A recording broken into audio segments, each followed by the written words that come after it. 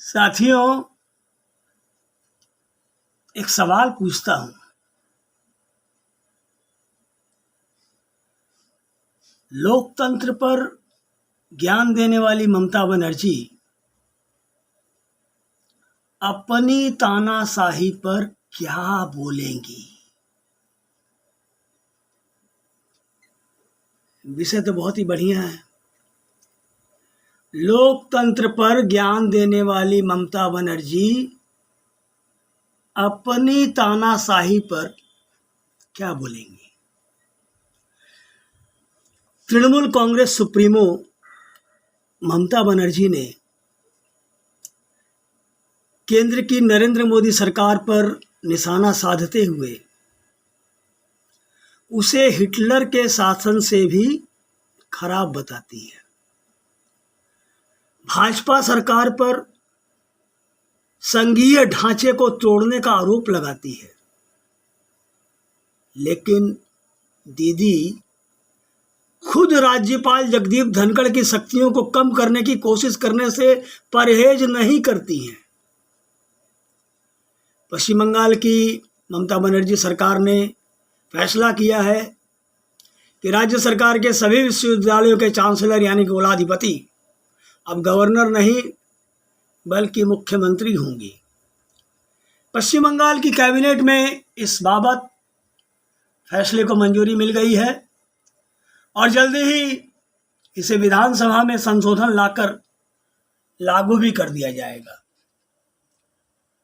आसान शब्दों में कहा जाए तो तृणमूल कांग्रेस सुप्रीमो मुख्यमंत्री ममता बनर्जी और राज्यपाल जगदीप धनखड़ के बीच की अदावत अब एक दर्जा और आगे जाने वाली है, क्योंकि आमतौर पर राज्य के विश्वविद्यालयों का चांसलर गवर्नर होते हैं, जो कुलपतियों की नियुक्ति से लेकर विश्वविद्यालय के तमाम अहम फैसले करते हैं। लेकिन इस फैसले के साथ राज्यपाल की शक्तियां कम हो जाएंगी और इस स्थिति में सवाल उठाना लाजमी है कि लोकतंत्र पर दुनिया भर का ज्ञान देने वाली ममता बनर्जी अपने तानाशाही पर क्या बोलेंगी। साथियों, ममता बनर्जी का फैसला बताता है कि वह केंद्र के सामने खुद को मजबूत दिखाने का कोई मौका नहीं छोड़ना चाहती हैं। मोदी सरकार हिटलर से भी बदतर है। अगर मोदी सरकार हिटलर से बदतर है तो दीदी तुगलक कौन है? टीएमसी सुप्रीमो ममता बनर्जी ने हाल ही में केंद्र की नरेंद्र मोदी सरकार पर निशाना साधते हुए उसे हिटलर के शासन से भी खराब बताया था। ममता बनर्जी ने संघीय ढांचे को तोड़ने का आरोप लगाते हुए भाजपा सरकार की तुलना Adolf Hitler, Joseph Stalin, Benito Mussolini तक से कर दी। लेकिन ममता बनर्जी अपने हालिया फैसले को क्या लोकतंत्र के सम्मत पाती हैं? ममता बनर्जी और केंद्र सरकार के बीच चल रही लड़ाई में अपने तुगलकी फरमान से राज्यपाल जगदीप धनखड़ को निशाना बनाना कहीं से भी जायज नजर नहीं आता है। खास तौर पर ऐसे माहौल में जब वीरभूमि नरसंहार के बाद पश्चिम बंगाल की विधानसभा में बहस पर भाजपा विधायकों के साथ बिना किसी डर के मारपीट की घटना को अंजाम दे दिया जाता है।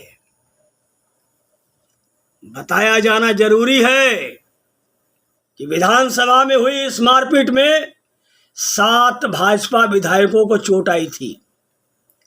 वैसे भी पश्चिम बंगाल में होने वाली राजनीतिक हिंसा और हत्याओं की एक लंबी फहरिस्त पहले से ही ममता बनर्जी के नाम से जुड़ी हुई है। दादा, कहना ये चाहता हूं कि मुख्य धारा की राजनीति में वापसी की छटपटाहट हो रही है।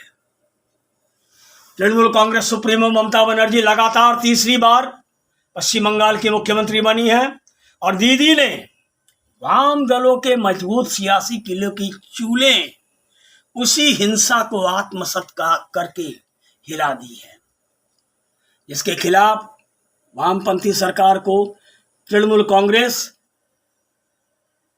खुद ही कोसती रहती थी।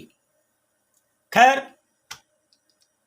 ममता बनर्जी के तीसरी बार सीएम पद पर आने के साथ ही पश्चिम बंगाल से कांग्रेस और वाम दलों की मौजूदगी पूरी तरह से खत्म होती दिखाई पड़ रही है और ममता बनर्जी को राजनीति का सफर बहुत ही यह दौर, राजनीतिक दौर, गोल्डन पीरियड मिला हुआ है।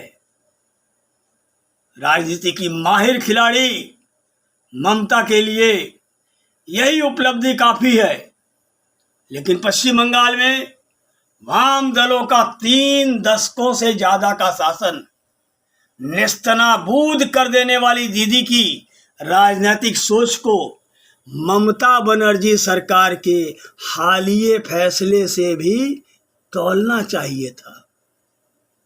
मान लीजिए कि पश्चिम बंगाल सरकार की ओर से विधानसभा में राज्यपाल की शक्तियों को कम करने वाला ये प्रस्ताव कानून का संशोधन करके अगर लागू कर दिया जाता है तो भी इसे मंजूरी देने के लिए राज्यपाल के पास ही भेजा जाएगा,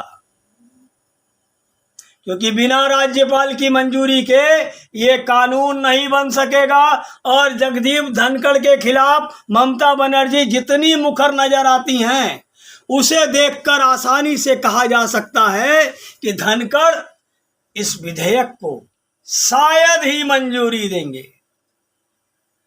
वैसे भी इस मामले में शक्ति अभी भी राज्यपाल के हाथ में ही है, तो इसे अपने पास लंबित रखने या संशोधन के लिए वापस भेजने का अधिकार राज्यपाल के पास सुरक्षित है।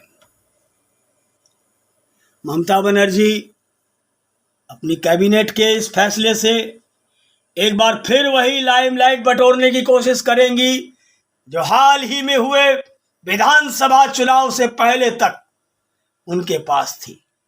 सीधी सी बात है, इस फैसले को लेकर राज्यपाल और ममता बनर्जी के बीच खींचतान होगी और दीदी राज्यपाल जगदीप धनखड़ के जरिए इस मामले में केंद्र सरकार को भी घसीट लाएंगी, क्योंकि पश्चिम बंगाल में हालिया संपन्न हुए उपचुनाव में भले ही तृणमूल कांग्रेस को जीत मिली हो और ममता बनर्जी का बंगाल भाजपा को तोड़ने का काम बदस्तूर चल रहा हो, लेकिन खुद को विपक्ष का सबसे मजबूत चेहरा साबित करने की रेस में ममता बनर्जी इन दिनों पीछे छूटती नजर आ रही है।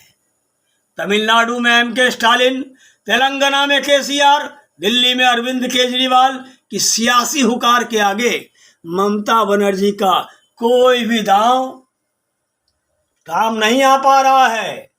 खैर, देखना दिलचस्प होगा कि इस मामले में आगे क्या होगा।